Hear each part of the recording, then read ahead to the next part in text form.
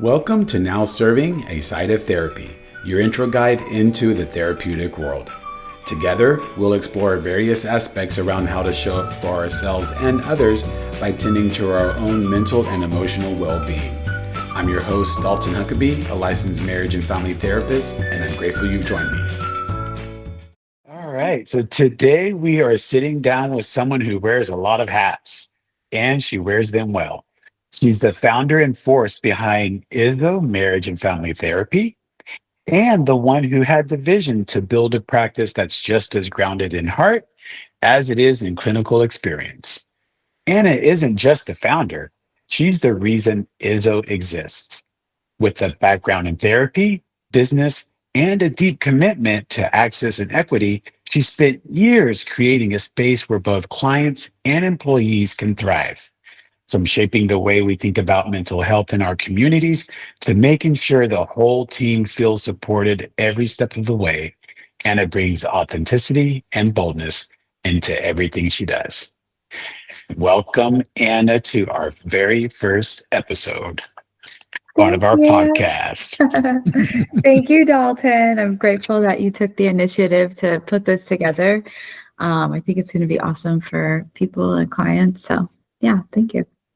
Sure thing. Yeah, we have lots of ideas to share, Yeah, right? There's no shortage of ideas. So yeah, looking yeah. forward to just, kind of helping get the word out to people. It's the idea of it Exactly. is like a client's intro guide to therapy, right? Exactly.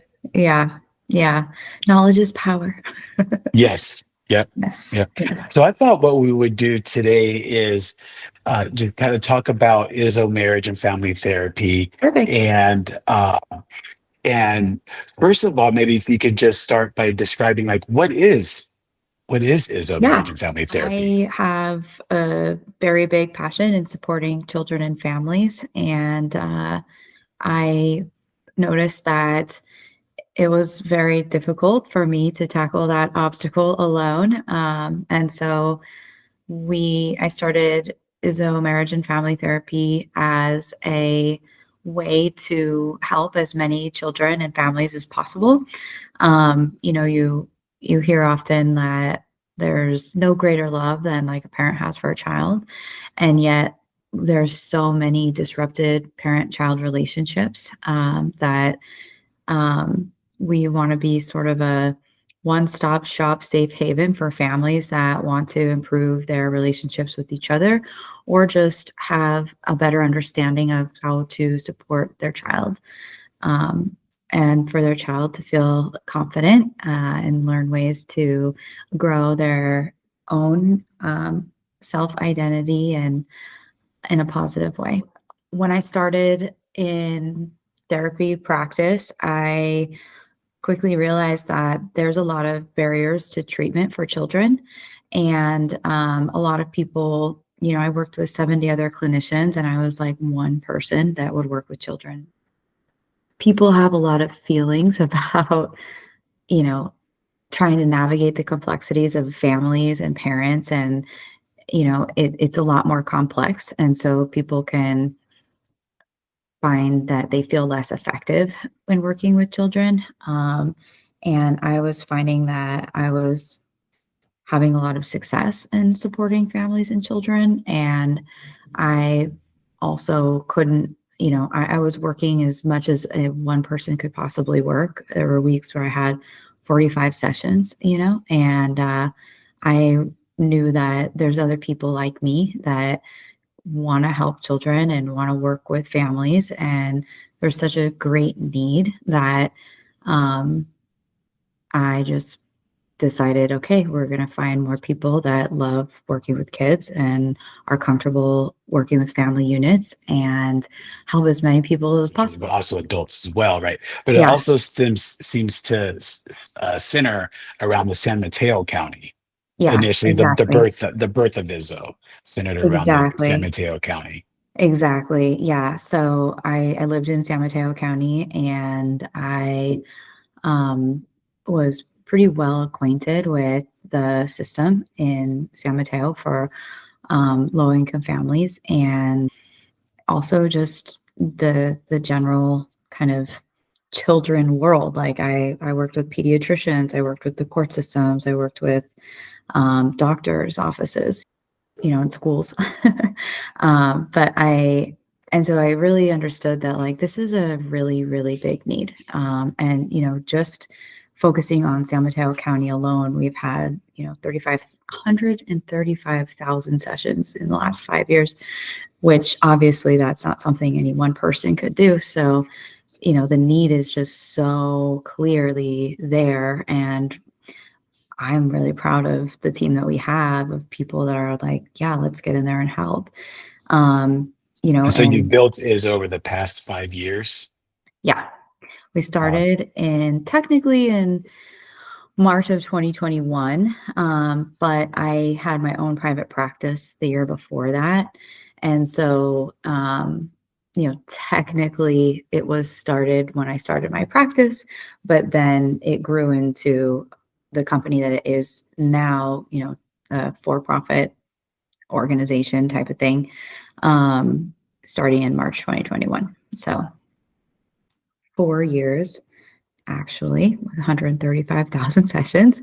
I don't think I could say more about It's an amazing feat. amazing it is, and also how deeply it's needed. And that's just in one county, so we're happy to help in other counties too. We just are slowly, making our way, and getting our word out and helping people know that we exist. And one thing is like we all are trained in helping everybody. So yeah, our clients are not only children. We can help individuals, couples, family units, and children. So Yeah, we'll do just both. You have a offer lot of kids. in-person and telehealth sessions. Yeah. Right. Yeah. So Yeah. both are available with Yep. the Both are advent, right? available. Thank you, COVID, right? That really kind of exploded Yeah. this Yeah. telehealth onto the scene. Yeah, totally. And it's really nice because, the 56% of the population sought therapy last year, and we only have something like 32,000 therapists, MFTs in California. Like, we need as many people as we can get, and that allows us to hire clinicians that are they're excellent from all over the state of California. And, now suddenly, like, we can provide more services and reach more people that way. And then, we're also, we have a lot of systems set up. So we're kind of picky about who we're allowing to do telehealth. If you're a child or like under, 11, I think is our kind of rule of thumb. We're not going to suggest telehealth to you, but it's a great option for people that it suits, that would be suited for it. So That may otherwise have challenges, right? getting into the office, Yeah. or even just finding a local therapist, or we have almost 80%. I think it's over 80% of our clients are children, and that can be hard for parents to get them to appointments and minors, and so it just opens, I think, a lot of doors and creates a lot of accessibility that wasn't there before. And the other piece of it is in 2020, before COVID, that was the first time ever that we've been allowed, therapists have been allowed to have an entity like the one that we have right now. It was written in law in ways that clinicians were not able to form a group like what we have. And so I think there's been a lot of advancements in the understanding of, mental health and accessibility, and a lot of red tape is finally kind of lifting. And so it was this perfect storm of this perfect time of, oh my gosh, people are more depressed than ever. Kids are struggling more than ever. Families are struggling more than ever. It's COVID. And, and we have this opportunity, and people need jobs, so let's get clinicians work. Let's get families paired with clinicians. And it was just kind of it had to be done. I Mhm. woke up, I was like, I have to do this right now. So yeah, and I'm glad I did. Yeah, I'm really fascinated, right, by the fact that from your own personal interests, right, found this need in the community, but then also like built it up from ground zero, right? Like you said, over the past 4 to 5 years to what it is today. And Yeah. then now it's like really outreach, services have been outreached into the community, and we can serve, like you said, predominantly San Mateo County, right? But also reaching out to other parts of California with Yeah. the advent of telehealth.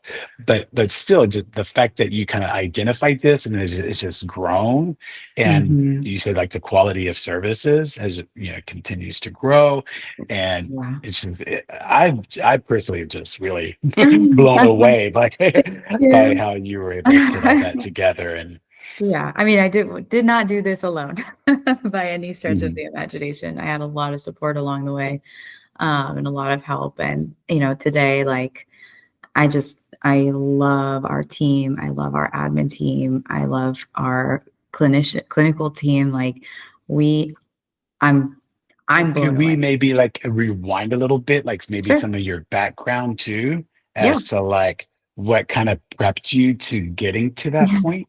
Yeah.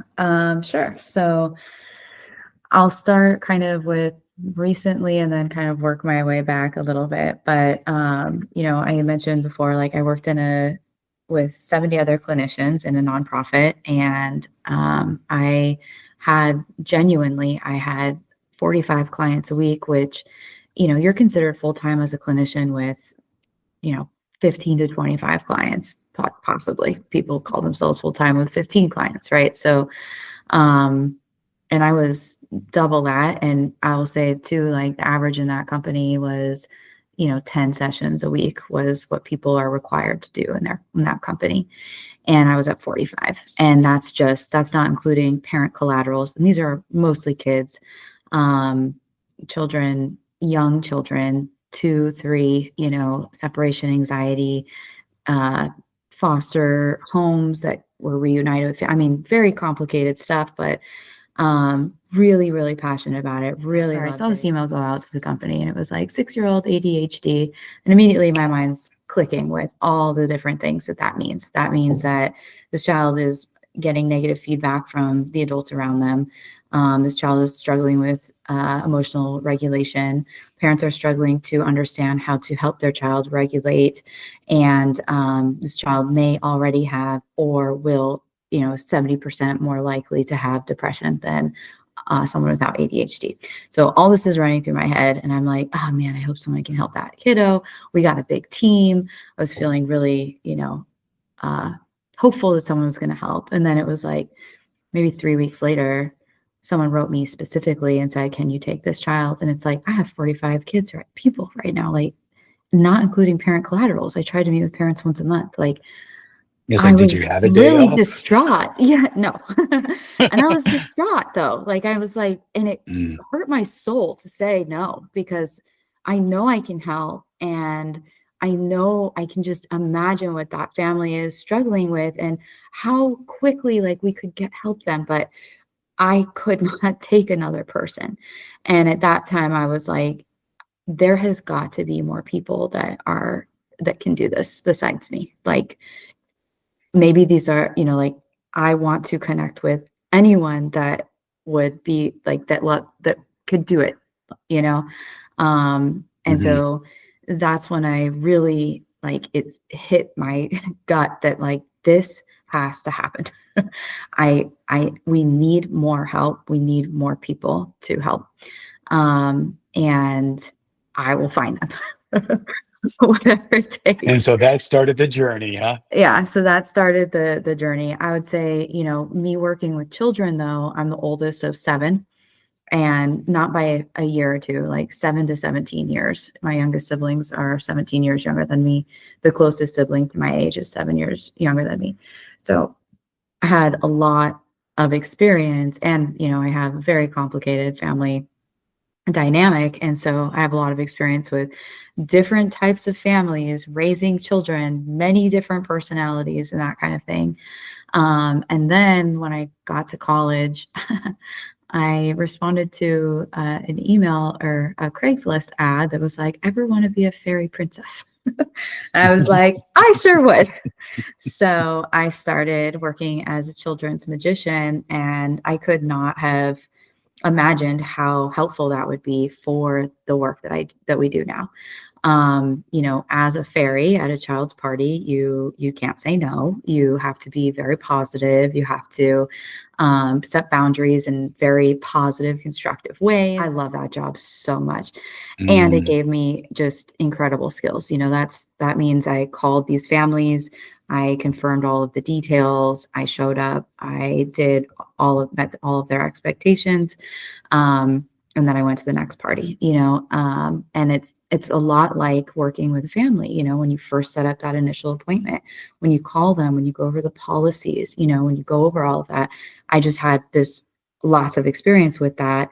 And then, when parents have all kinds of fun requests that I can't necessarily meet, it's very similar to, when we're working in therapy and we need to familiarize parents and people with the process. There are limitations to how much I can do, and how to talk about that in a positive, supportive way. Super helpful, really great experience. So I would say those are kind of the building blocks that set me up for this. And then in college, I studied business at first. And so that also gave me some confidence that I know how to do a business plan, and so that very allowed me important for to building a business. Right? Yeah, exactly. Yeah. And I just remember professors over and over, you cannot do anything without a plan, and it's pulled out my business textbooks and going down okay, a business plan includes all these pieces. Okay, I have them. One of my earlier therapists said, if you don't, those who fail to plan to fail. Yes. Whoa, that's pretty straightforward. Yes. And never forget, the best laid plans go up in smoke, right? So there were a lot of those moments too. Is that right? Gave myself no other options, and we just continued to figure it out. And what I found really cool too with this team that we have is not only do we have excellent clinicians, but I found that most of the people that are here, I would say everyone here is really aligned with what we're doing, and what the goals are of kind of, what we're trying to do. And that has given us a lot of resilience when there have been some pretty rocky times, and people stayed, and people, just super supportive, very humbling. A lot of that has to do with this kind of laying this foundation of values. I'm always just, I guess, both humbled and impressed when we hire someone and I meet them for the first time and they're like, I just love this value that you have. And I'm like, oh, you noticed and you love it. I love it too. It's awesome. It's a really cool moment. We have our 6 little values that are small but mighty. And I think they also correlate a lot to what we try to teach our clients, and help our clients achieve in their own relationships. Mm-hmm.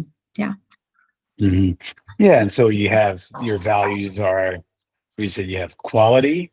Oh yeah. Quality, grace, humor, collaboration, integrity, and personal responsibility. And, a lot of what we're trying to help people with is improve their relationships. And the foundation of a lot of that is attunement, how to respond appropriately to emotion that someone is expressing. And, I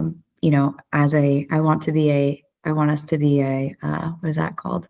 Trauma-informed practice, right? And having a trauma-informed practice means that we are responding to appropriately to others, to create a sense of safety and a sense of, safety, but also like limits, boundaries, right? Our values really show how to do that. And especially for clients, right, when they're first searching out for therapy, right? yeah, They themselves are a little bit kind of distraught, right? Maybe dysregulated and not knowing where to dysregulated. start.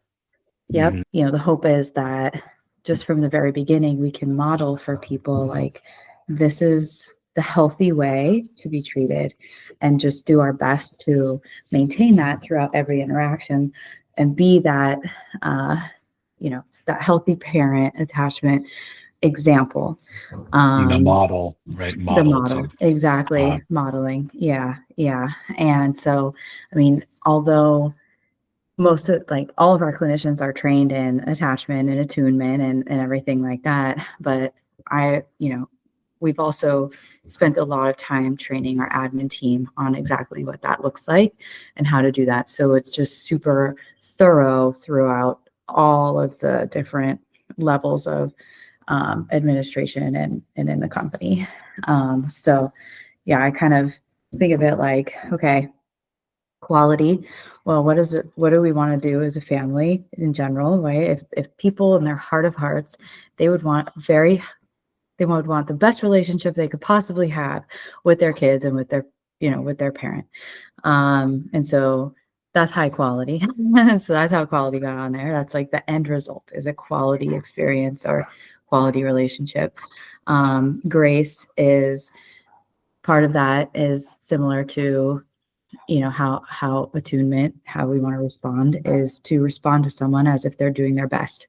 We give them grace, right? And so even if there's a mistake, like I'm going to go into that believing that this person was trying to do their very best, and then that leads to kind of integrity, respect them as they are, not as what I expected or ways that disappointed, but then also bring in personal responsibility. Like I'll be the first to acknowledge if I may have done something that was not helpful, that did not set this person up for success in that way. At the same time, it's mutual, right? Like, oh, someone else can then come in and feel safe to say, oh, let me correct this. Let me fix what's happening or whatever. And at that point, we can collaborate. What's the best way to do that? Mhm. And just kind of listen to each other and respond to what we're hearing in the here and now. And then in the end, it's all resolved and we get to laugh about it. It's a mistake or not. Maybe it's a praise, right? Like, and we can then just, celebrate the accomplishment that we just made. Yeah. And I think humor is really important. I know that's one of your favorite ones too. Yeah, I like to just break the ice with some dad jokes for sure. Those are awesome. Oh my gosh. Yeah. We're about to have our baby shower. I have to get that for my husband. Oh Oh, there my you go. gosh. There you go. I mean, you've said before, right, with how humor can actually like lead to this aspect of strength under Oh yeah. transcendence. Yeah. Yeah. Can you expand on that a little bit? Yeah, happy to.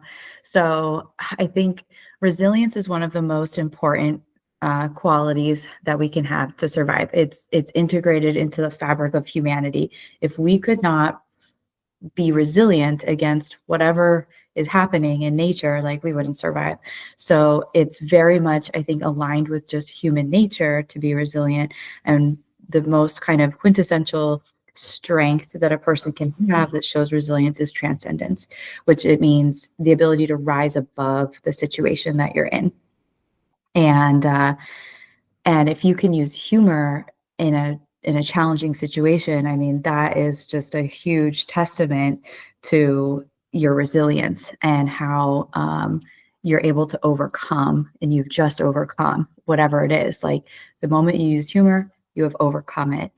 And so, and I think there's that piece of sometimes humor can be used to harm, which is not what I'm talking about. I'm Hmm. talking about, this like putting it into context in a way that is non-threatening and funny, and like, you've really risen above the worst part of whatever the experience is. Yeah. Yeah, and I know even from my own history of seeking out therapy and even working with clients is we kind of come in like this like frozen or rigid state. So to think Mm-hmm. that we could even adapt humor as a value just kind of seems way out in left field, right? It doesn't even Yes. seem possible initially. Yes, totally. Yeah. And I think, you're speaking to also, the different ways that people respond when they feel threatened. But I, I,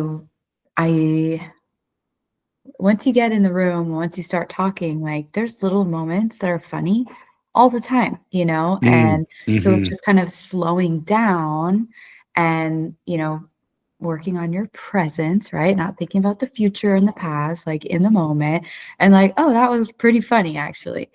And so, yeah, sometimes as a therapist, when people are telling me these stories, and yeah, they feel very emotional, and I would say my rapport with clients is they understand that I really understand the depth of what they're feeling. And at the same time, I might just start laughing all of a sudden because I'm like, you realize that maybe that thought is just so wild, right? And then you can build on it and make it into like this joke, which would be an intervention, catastrophizing. And so if someone's catastrophizing, they're like, oh, this situation is so bad. And then you start adding things. Yeah. And then, maybe the ground could break open and then you could fall in. And then all of a sudden there's a giant sinkhole. And then, you know what I mean? And it's like, you just kind of keep building on this worst case scenario situation. And then we're Uh-huh. laughing, and it's like, okay, you know what? That's actually, the world's not going to end because my pencil broke while I was taking a test and I had to get up and go sharpen it. It's like, that's actually okay. My life's not in danger. Right, right. Yeah. And Yeah, then, yeah. I was thinking yeah, of an example recently where it's like, take for example someone who might be kind of harsh on themselves, right? Kind of yeah, self-judgment, right? And yeah, even if they're cooking and they drop something on the floor, right? yeah, It'd be like, and they get upset at yeah. themselves, How could I right? do And that? I was Yeah, like, and I was thinking, just purposefully drop something else on the floor and then say, exactly. oh no, Yes. I did it again, right? Oh, Just go there with yes. it. Yes. And that reminds me of one of my most favorite moments. I have a lot of favorite moments in therapy, but I was working with this little 4-year-old and he hated losing at games bad, really, really bad. And Mm, I was like, okay, so we're gonna play games until kingdom come, right? And I knew it was I knew we were done when we were playing Uno. And it can be really upsetting to have to keep drawing cards. You have half the deck in your hand, you still have no card to right. play. And he's 4 years old. And then I see him pick up the card that he could play. And he goes, oh man, I still didn't get it. Oh, I gotta get another one. Let me get another one, right? He got it, right? And all of a sudden we're just both cracking up. I'm like, yeah, maybe you need another, right? And just like I'm picking up cards, and now the game is about fun, right? And it was just really cool to see how, like that idea can be applied even just in the most simple little like way, of so just go farther with it, do it worse, right? Mhm. Yeah, and And then so really integrating this aspect of play therapy into how we learn things in therapy. okay, yeah, so I would love to talk about that too. So Go in for it. play, in play, it takes like, let's say at most 60 repetitions. If the mind is calm and playful, 60 repetitions, you're going to have shifted how you think about something. And if you're just telling somebody, okay, you do this, like a lot of schools are set up with that, with math, right? You just repeat 1 + 1 = 2, 2 + 2 = 4, right? On and on and on and on. And that can take, hundreds, up to 100 or more repetitions in order for that lesson to be absorbed. But if you are in a playful state, your mind is much more able to integrate new information. And yeah, and that's also why I love working with children, because their minds are much easier. They access that place much easier. And so it's really fun. It's fun to help them understand a new concept and watch them understand it. It's really cool. So, so yeah, that is the benefit of play therapy. So when you hear play Nice. therapy, that's what we're talking about. We're talking about, we're going to make sure we're having fun and playing, and we're going to teach a lesson in the playing. Yeah. At the end of all this, right? After everything kind of talked about today, it's like, well, what are some things that people can have like as a takeaway from this like practice in their own Mm. lives? And so I like to kind of go to this place of values, right? How can they practice values in their life? And they get to identify what those are for themselves too. Mhm. Exactly. Yeah. I totally agree. I would say, um, a couple things. We live in a very individualistic culture, which does not support relationships as well as a collectivist culture, for example. Now, there's a lot of Correct. beautiful things about individualistic culture. That said, obviously we're struggling with attunement if most of our population is struggling with attunement, and that is the ability to relate to each other appropriately on an emotional way. So if, it's important to have boundaries, which is that personal responsibility piece. Like, I'm going to take accountability for myself. Other people need to take accountability for themselves. But if you base your values around attunement and building connection with others, then you'll also be able to identify when someone is not being attuned to you, and you could say, hey, that's crossing my boundary. So, it's attunement is not always just accepting how someone else is feeling, and it's also being attuned to your own self, like, hey, that doesn't feel good. So yeah, you could look up a list of values, and you could take 6 of them, and you could have somehow figure out another way to apply them to attunement. And that's also really empowering and can help people a lot with understanding what kinds of relationships they want to have, instead of just feeling like they have to accept whatever relationships they're being given. And yeah, that also builds confidence and resilience. Mhm. Yeah, and one of the things that really I get jazzed about working with clients is how they respond to others is how they are with themselves, right? So if they can kind of tend to Totally. this place with themselves on the value, kind of this value basis, right? Yeah. Then to watch clients be with themselves in this new and different way, and how that affects their relationships in this qualitative way that we're talking Yeah. about, Yeah. like that for me is just like, It's amazing, it right? is. Yeah. Yes, Yeah. yes, yes, those aha moments. Yeah, Those that, aha moments. yeah, and the wall comes down, and it's like, oh, that's why I did it. And even in my own therapeutic experiences, like journey, it was like, what would you say to your best friend? Right. That was asked of me a lot. And I'm like, well, I would say this and this and this. And then it's like, so why are you telling yourself something else? It's like, Right? oh, you're right. Busted. Yes, yes, totally. Hmm. Yeah. So Hmm. yeah, I totally Uh, agree. nice. Very, very Well, cool. this was great. Yeah, thanks for your Yeah. time. Yeah, I really Thank appreciate it. you for Got to your time. understand, right, about what is Izzo marriage and family therapy, Yeah. right? And how it came about, and the importance of it, Mhm. of who Izzo serves within the Right. community, right? Yeah. And yeah, any closing thoughts that you wanted to Yeah. add? I guess I just wanted to elaborate on one thing. I know I mentioned that we're a for profit, and I think it's important to just mention that a little bit more about that.